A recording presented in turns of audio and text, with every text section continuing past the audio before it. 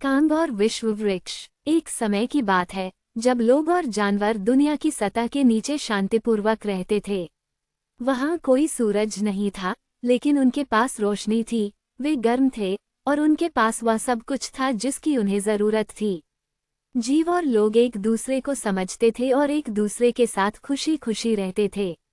एक दिन कांग, सृष्टिकर्ता देवता ने एक और दुनिया बनाने का फैसला किया।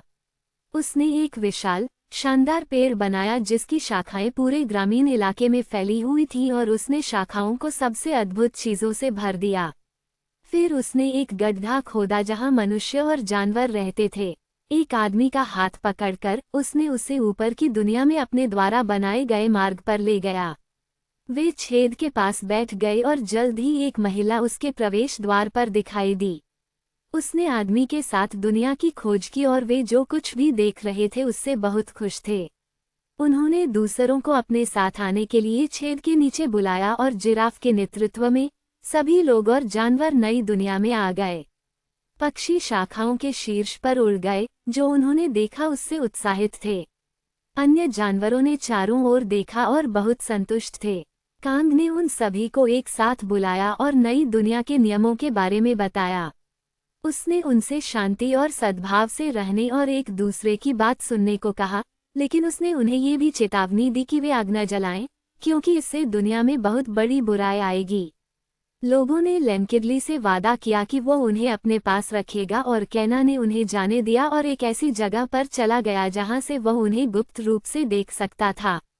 सब कुछ ठीक चल रहा था जब तक कि सूरज ढलने को तैयार नहीं हो गया। ये और भी ठंडा और गहरा होता गया जब तक कि सूरज पूरी तरह से गायब नहीं हो गया।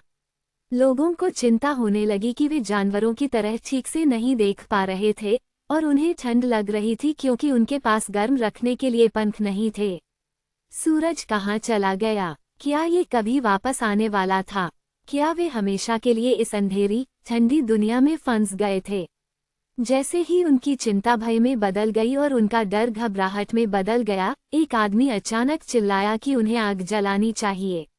आग उन्हें वह रोशनी और गर्मी देगी जो उन्हें चाहिए थी और यह उन्हें जीवित रहने में मदद करेगी। दूसरे लोग तुरंत सहमत हो गए और जैसे ही आग जलाई गई, वे उसके चारों ओर इकट्ठा हो गए। उसकी लपटों से आराम पाया और उसकी गर्मी से घिरे हुए थे। वे खुशी से अपने दोस्तों जानवरों की ओर मुड़े, लेकिन वे कहीं नहीं थे। ऐसा लग रहा था कि वे आग की लपटों से डरकर भाग गए और छिप गए थे।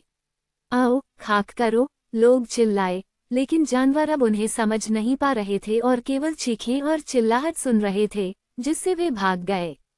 अचानक लोगों को कांग से किया गया वादा याद आ गया और वे चुप हो गए। उन्होंने अपना वादा तोड़ दिया था और ऐसा करके उन्होंने अपने दोस्तों जानवरों के साथ जो विशेष रिश्ता बनाया था उसे हमेशा के लिए तोड़ दिया था। कांग, निर्माता भगवान। पारिवारिक संबंध। केयांग काडेन से भी आया है। साशी, थोरा और कोंग एक निर्माता देवता और प्रकृति के देवता हैं। नामसौ में सैन लोगों की शाखा कानी और कागन है। मंटिस और बीर पत्नी दारुए रॉक खरगोश बायोम थेट्रा की मां है। दत्तक बेटी साही है और वह कुरमंगे फूमीरकुटी से विवाहित है।